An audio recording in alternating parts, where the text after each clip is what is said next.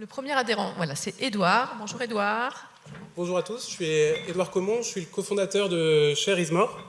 Notre mission, c'est de promouvoir l'architecture et de mettre en lumière les acteurs qui gravitent autour.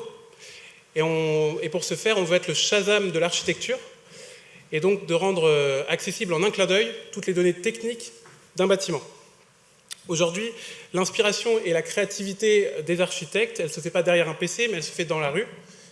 Et donc, aujourd'hui, ils ont beaucoup de difficultés à identifier qui a conçu un bâtiment et comment celui-ci a été réalisé. Et ils ont besoin des réponses à ces questions pour pouvoir identifier des acteurs qui vont être susceptibles de réaliser leur projet et aussi des produits remarquables. Et ils ont besoin aussi de ces informations-là pour pouvoir rédiger des cahiers des charges qui soient précis dès la phase de conception. Concrètement, ce qu'on fait, c'est qu'on va géolocaliser des milliers de projets architecturaux sur une carte qui va être collaborative, avec toutes les informations techniques associées. C'est un terrain de jeu unique pour des acteurs qui soient locaux ou internationaux. Il faut 3 minutes pour ajouter un projet. Et pour les entreprises et pour les fabricants, c'est un moyen de cartographier leur réalisation où un de leurs produits a été utilisé. Et donc, c'est comme un book digital pour eux. Notre ambition, c'est vraiment de réduire l'impact environnemental de la construction. C'est pour ça qu'on fait des partenariats avec Effinergie, avec Construction 21. D'ailleurs, les 8 projets que vous verrez cet après-midi, ils sont sur shareismore.com, comme Metal 57. Et finalement, Share is More, c'est une plateforme de mise en relation entre architectes, entreprises et fabricants, une aide à la conception pour les architectes et aussi un outil de communication et un outil de prescription pour les professionnels. Je suis Guillaume Laurent, chef de projet au sein du cabinet Nomadis, qui a récemment rejoint le plus grand cabinet Wavestone. Et je vais vous dire quelques mots sur le projet BioCirc, Bio and Circular Installation for Resourceful Construction, qui est un projet interreg France-Manche-Angleterre. Et pourquoi France-Manche-Angleterre? Parce que dans ces zones-là, en particulier, nous avons un marché du logement qui est assez dynamique et un parc bâti qui est peu performant énergétiquement, avec des DPE inférieurs aux moyennes nationales. Et en plus, on connaît évidemment les problématiques d'empreinte carbone dans les matériaux de construction. Et les enjeux d'isolation énergétique. Donc, avec toutes ces problématiques, on a réfléchi sur quels seraient des matériaux innovants et bas carbone qu'on pourrait développer dans la zone. Et on est tombé sur le polyester issu de couettes et oreillers usagés, qui présente une bonne performance thermique, donc qui pourrait en faire un bon matériau d'isolation, et qui en plus a un potentiel d'économie circulaire, en particulier en France avec une REP. Actuellement, malheureusement, ces matériaux sont principalement enfouis ou incinérés. Et donc le projet BioCirc, un projet qui bénéficie donc du soutien du FEDER via Interreg, donc un soutien de environ 400 000 euros sur un budget total de 500 000, vise à concevoir, tester et déployer des prototypes. Donc on a 3 prototypes d'isolants qui sont innovants en bas carbone et qui combinent des fibres de polyester recyclées avec éventuellement des fibres naturelles. En l'occurrence, on a développé un prototype avec de la laine de mouton. On a aussi des études support pour aider la dissémination des isolants à base de fibres naturelles et recyclées. On a 2 scénarios d'approvisionnement en matières premières, évidemment, et des activités de dissémination et de sensibilisation. Merci beaucoup. Merci de me donner la parole. Donc simplement vous présenter Qualitel Formation. Alors moi je suis Luc Altman, je suis le directeur du développement pour Qualitel Formation. Dans la mission d'intérêt général qu'a Qualitel sur promouvoir la qualité dans le logement, nous avons créé il y a 3 ans donc une filiale qui gère la partie formation. Cette formation donc est dédiée aux professionnels de l'immobilier et du bâtiment durable et a vocation donc à accompagner, à faire monter en compétence donc l'intégralité de la chaîne économique, la chaîne de valeur, donc des bailleurs, des promoteurs, des maîtrises d'ouvrage, des entreprises, et puis également des institutionnels. Alors, on accompagne tous ces professionnels à travers donc, des sujets. Les sujets premièrement de certification, de label, de réglementation, donc RE 2020, la certification NF Habitat, NF Habitat HQE, l'énergie, l'environnement avec les sujets qui sont d'actualité, donc le biosourcé, la construction bois, les nouveaux modes constructifs également, et puis également la santé, la qualité, la sécurité, à travers des sujets, des thématiques bien précises, la qualité de l'air par exemple, l'accueil, à travers la promotion immobilière, voilà. Et puis le BIM, le numérique, à travers tous ces sujets nouveaux. Voilà. Et puis on accompagne donc effectivement le RGE, FIBAT pour les entreprises, également pour les maîtrises d'œuvre. Et je vous remercie. Bonjour, Mathieu Elkanner, donc directeur France de Plan Radar. Donc merci de nous donner la parole. Plan Radar, en quelques mots, est une solution et une plateforme digitale qui permet de centraliser toutes les informations d'un projet de construction ou d'un projet immobilier. L'objectif est de fournir à nos aujourd'hui 15 000 clients dans une soixantaine de pays une plateforme dans laquelle ils vont pouvoir historiser l'ensemble des informations. Ils vont permettre à tous les intervenants d'un projet, dès sa phase de conception jusqu'à sa phase de livraison, puis dans sa phase d'exploitation, de gérer l'ensemble des informations qui concernent le projet. On est dans une notion de jumeau numérique. L'intérêt pour le maître d'ouvrage est d'avoir cette base de données avec toutes les informations concernant l'actif dont il a la possession ou la gestion. Et surtout, l'objectif, c'est de pouvoir, avec notamment des nouvelles réglementations comme la RE 2020, de centraliser toutes les données type documents qui concernent les actifs et de donner accès aux intervenants des projets à ces documents. Donc c'est une solution qui est disponible à la fois sur PC et évidemment sur application, parce que comme vous l'avez probablement compris, le côté collaboratif permet de mieux communiquer entre ce qui se passe sur site et sur le projet et ce qui va se passer au bureau avec les équipes qui gèrent le projet. Voilà. Et la finalité étant évidemment, en plus de fournir toute l'information et toute la donnée, de permettre à nos utilisateurs d'être beaucoup plus efficaces dans leur temps de travail et dans leur gestion du projet pour assurer les délais et assurer une meilleure qualité. Merci beaucoup. Bonjour à tous, donc, je suis Yann Seglio, je suis directeur marketing d'Axanta. Et nous, notre mission, c'est de démocratiser le bâtiment zéro carbone. On opère dans un contexte qui est le suivant, c'est-à-dire que la route s'élève pour tous les acteurs de l'immobilier en termes d'ambition énergétique et environnementale. Et de l'autre côté, les solutions qui sont à la disposition de tous ces acteurs, eh bien, n'ont pas changé fondamentalement depuis des décennies. Et ça a été rappelé tout à l'heure par Cédric Borel, quand il parlait de le plus c'est moins, à savoir que sur l'état de l'art 2020, en 2028, il n'y a rien qui passe. Et donc, en fait, tous ces acteurs-là sont confrontés à une complexité technique, complexité organisationnelle notamment. Et in fine, on a tous conscience que plus on est ambitieux énergétiquement, et plus ça coûte cher. Et on a un éléphant dans la salle là-dedans, c'est les aspects thermiques du bâtiment, je pense que je ne vous apprends rien, qui pèsent au moins les 3/4 des émissions de gaz à effet de serre. Et donc nous, on a créé Axanta pour s'attaquer à cette problématique et pour permettre aux acteurs de l'immobilier d'être extrêmement ambitieux sur la réduction des consommations énergétiques et la décarbonation des consommations de chauffage et climatisation, mais avec une simplicité et un coût qui n'a jamais été vu sur le marché. Et donc comment on fait ça? On utilise ce qu'on appelle le géostockage.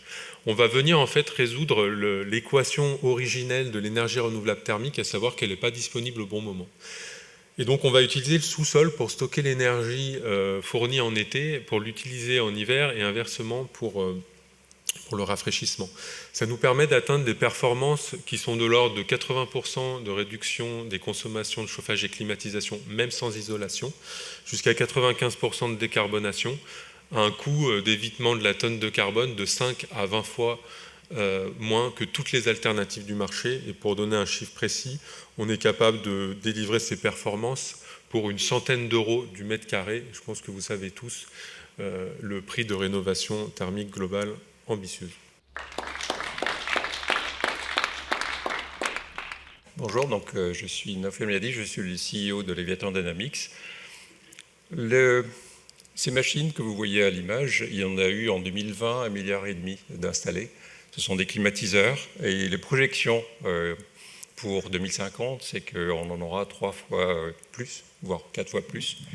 C'est-à-dire que ces machines ont en fait 2 angles morts. Le premier angle mort, c'est qu'elles utilisent des gaz fluorés pour pouvoir fonctionner. Elles sont gourmandes en électricité. Ces gaz fluorés vont avoir un effet de réchauffement global 10 milliers de fois supérieur au CO2.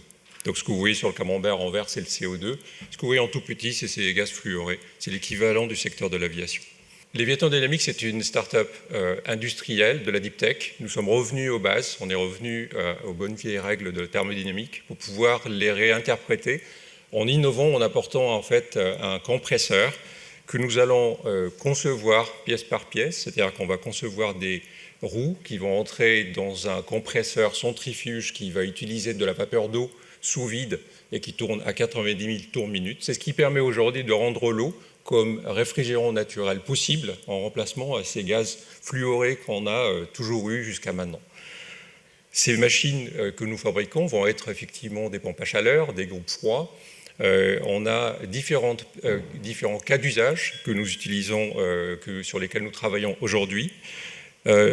Avec Time for the Planet qui nous soutient, nous avons l'habitude de dire que le dérèglement climatique, il est tout seul. Nous sommes des milliers, soyons des millions. Rejoignez-nous pour pouvoir chasser ces gaz à effet de serre. Comme le disait Michel Salem-Sermanet, on développe plusieurs outils à l'échelle quartier. Il y en a 2 plutôt à usage interne, c'est Energy Mapper et Energy Screener. Energy Mapper, donc ça permet d'identifier, de quantifier et de cartographier différentes sources d'énergie renouvelable et de récupération. Il s'adresse à différents acteurs ayant besoin notamment d'être accompagnés dans leur planification énergétique, donc les collectivités, leurs bureaux d'études, les AMO, exploitants de réseaux de chaleur et de froid, et également à l'échelle planification nationale. Energy Screener, lui, permet d'évaluer les performances économiques et environnementales, notamment énergie carbone, d'un grand nombre de stratégies d'approvisionnement énergétique d'un quartier en phase de conception. Il permet d'identifier donc, les systèmes énergétiques, par exemple, les plus pertinents, selon des scénarios qui auraient pu être donc, évalués par Energy Screener, et ce, avant de réaliser une simulation énergétique dynamique plus approfondie pour un quartier avec le logiciel Power10.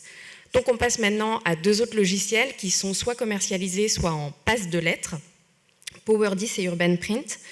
Donc Power10, lui, permet de simuler donc, finement les besoins et les consommations d'énergie d'un quartier d'une dizaine à plusieurs centaines de bâtiments existants à construire ou à rénover, et de comparer des stratégies énergétiques en phase amont d'un projet d'aménagement avant la phase de conception, qui est clé. Et donc, il est commercialisé maintenant depuis quelques semaines, et en partenariat avec le FNCCR, il y a un AMI qui a été lancé afin de mettre en application sur plusieurs projets cette évaluation. Et donc, UrbanPrint, last but not least, outil d'aide à la décision permettant l'évaluation en analyse de cycle de vie des impacts énergie, carbone et environnementaux d'un projet d'aménagement urbain. Donc, il accompagne collectivités, aménageurs, donc, pour définir des objectifs ambitieux et chiffrés, c'est important. Pour en savoir plus, rendez-vous finalement le 14 septembre, puisque là, on lancera la commercialisation de l'outil UrbanPrint, donc en présence de l'ADEME et du ministère. Bonjour, donc pour me présenter rapidement, je suis Léa Torel, doctorante à la mission Risques Naturels. Et la MRN, c'est une association qui a été créée par France Assureur il y a un peu plus de 20 ans, dont l'objectif est de permettre à la profession de l'assurance de contribuer à la prévention des risques naturels et à une meilleure connaissance sur les risques naturels. Donc à la MRN, quand on parle de bâtiments durables, on parle surtout de résilience face aux risques naturels. Et en juillet 2021, la MRN a engagé une thèse CIFRE que je mène sur l'analyse de la résilience face aux différents aléas naturels. Pour ça, on va créer, l'objectif c'est de développer un outil de diagnostic performance résilience, donc un DPR, qui a donc 2 objectifs. Le premier, c'est d'obtenir une notation de résilience pour chaque bâtiment diagnostiqué face aux différents aléas naturels. Et un deuxième objectif qui est donc de prioriser les travaux à mener pour améliorer la résilience du bâtiment diagnostiqué. Donc pour ça, on a une méthode qui se fait en 3 étapes. La première étape, c'est de localiser le bâtiment pour connaître son exposition aux aléas naturels. La deuxième étape, c'est de voir donc, quelles sont les composantes vulnérables dans le bâtiment au regard de son exposition. Et la troisième étape, qui est d'analyser en fait, les mesures d'adaptation qui ont été mises en place ou non dans le bâtiment diagnostiqué. Donc à l'aide de ces 3 étapes, l'utilisateur pourra en fait comprendre quels sont les effets des risques naturels sur son bâtiment, quelles sont les parties vulnérables et quels sont les travaux à mener pour augmenter cette résilience. Donc pour ma première année de thèse, on a vraiment travaillé sur le retrait et gonflement des argiles. Mais là, l'objectif, c'est d'étendre sur la méthode, sur d'autres aléas naturels, notamment en priorité sur des aléas peu étudiés comme la grêle et puis les vents violents. Alors, bonjour, moi je représente le pôle Fibre Énergie Vie, qui est un pôle de compétitivité dédié aux bâtiments durables. Et donc tous les 2 ans, nous organisons le colloque Bulldon Connect, donc à Strasbourg. La prochaine édition donc, est le 22-23 novembre. Donc c'est un colloque sur les thèmes du bâtiment, sur les grands enjeux du bâtiment, avec cette année donc bien sûr un accent sur la décarbonation. Donc on y trouve tout ce qui fait un beau colloque, des conférences de qualité, mais aussi un dispositif pour les startups, également des rendez-vous d'affaires. Et donc, il rassemble environ 800 professionnels, donc majoritairement quand même de la région Grand Est et des pays frontaliers. Et donc, alors pourquoi je viens aujourd'hui parler à une audience essentiellement parisienne de ce colloque ? Je dirais que c'est pour 2 raisons principales. La première, c'est qu'effectivement, il y a dans le Grand Est un écosystème d'innovation autour du bâtiment de longue date déjà. Ce n'est pas un hasard si le seul pôle de compétitivité dédié au bâtiment est dans cette région. C'est que c'est vraiment dans l'ADN, il y a beaucoup d'entreprises innovantes, et y compris d'entreprises notamment familiales. Et puis la région aussi est également une région pionnière sur beaucoup de sujets. Et puis l'autre raison, donc si vous souhaitez rencontrer cet écosystème, effectivement, c'est l'occasion de le faire. Et d'autre part, donc, ça permet aussi de voir des sujets qui sont peut-être moins dans les radars nationaux, on va dire, mais tout aussi intéressants, qui sont effectivement donc, des sujets peut-être plus frais peut-être pour vous. Et puis une dernière raison quand même, c'est qu'aussi ça se passe le 22 et 23 novembre à Strasbourg et que c'est le démarrage des marchés de Noël. Donc ça peut être aussi une occasion de combiner l'utile à l'agréable. Merci. Solisart, c'est une jeune société créée en 2009 et aujourd'hui, fort de son succès, le leader du chauffage solaire en France et on exporte en Belgique. Nous sommes en croissance de 60% par an et c'est basé sur une innovation, le solaire direct, qui permet de gagner en efficacité sur le solaire, à peu près 60% d'économie de plus que les autres solutions. On est présent du résidentiel, individuel, collectif, le tertiaire et l'industrie. Pour vous donner un ordre de grandeur, sur l'individuel, en moyenne, on est jusqu'à 50% d'économie. L'individuel neuf, 75% d'économie, et on peut faire du solaire autonome en stockant dans de l'eau. C'est l'avantage du thermique, ça stocke très bien, et là on arrive à des réductions par 20 de nos consommations d'énergie. Donc on a des clients qui consomment entre 0 et 50 € par an, chauffage et eau chaude en France. Un des autres intérêts du solaire thermique, c'est que la chaleur solaire Donc le chauffage, on a la même performance de Marseille au nord de l'Europe. Donc c'est très pertinent, c'est-à-dire qu'il y a la même production d'énergie par capteur partout en Europe. Donc ça, c'est une solution qui est très performante et qui va à l'instar de toutes les autres, puisque le rendement baisse au fur et à mesure, on se décale vers le nord. En chauffage, on a l'avantage d'avoir le rendement qui baisse aussi, mais qui est compensé par une augmentation de la durée, et dont on a les mêmes économies, chauffage et eau chaude, par habitant. Cette performance aussi, elle se retrouve sur la rentabilité. On a des clients qui ont des rentabilités entre 6 ans, maintenant en moyenne, puisque le prix de l'énergie a doublé, c'est la seule énergie qui n'augmente pas, et jusqu'à 5 mois quand on a des augmentations de la période d'utilisation, comme des gîtes, des chambres d'hôtes, qui vont augmenter leur période et donc les recettes. Bonjour à tous. Marc Laurent, donc cofondateur de la société Avilocataire.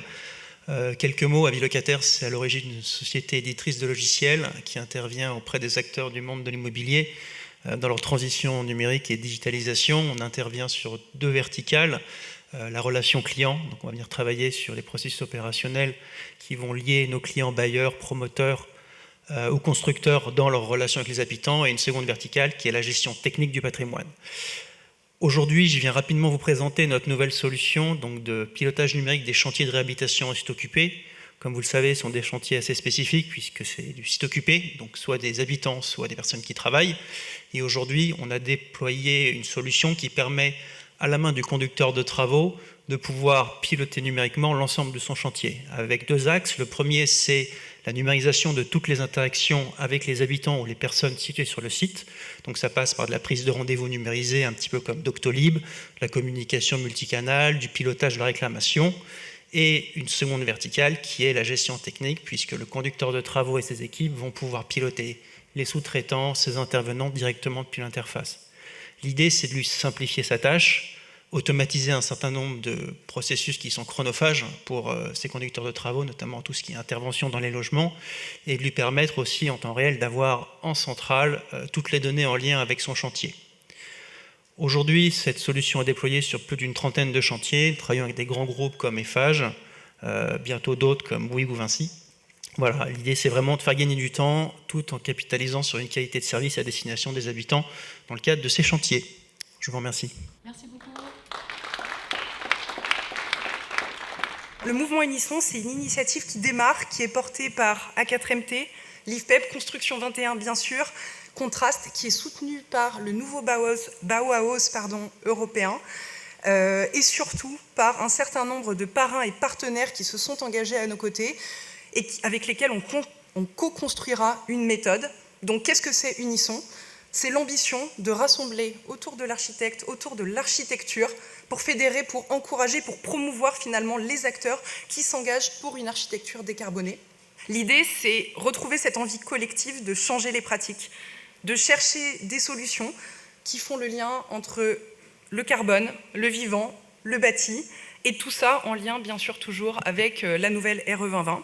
Et notre proposition, c'est un mouvement itinérant durant 2 ans, qui va commencer en Ile-de-France, où on lancera le mouvement et où on proposera des premiers contenus, qui viendra itinérer après partout en France, puisque la territorialisation des pratiques dans l'architecture est essentielle, si on veut parler de bas carbone et d'intégration du vivant. Et où est-ce que ça se fera ? Ça se fera dans les lieux où l'architecture se débat, se raconte, se montre, les maisons d'architecture, les CAUE, les salons comme le CIPCA, Energy Meeting, Batimat, et les formats que cela prendra sont divers. Le mouvement Unisson, c'est une démarche politique, en premier lieu, qui rassemble des acteurs de l'acte de construire autour d'un manifeste, mais c'est aussi une opération de sensibilisation finalement des parties prenantes et qui permettront de faire rayonner ce manifeste et ce mouvement à travers un court-métrage documentaire, à travers des conversations thématiques qui seront proposées par Thierry Paco, philosophe et urbaniste. Et ce sont aussi des ateliers co-design thématiques pour co-construire ces méthodologies avec les parrains du mouvement, avec les architectes et avec tous ceux qui s'engagent dans cette transition.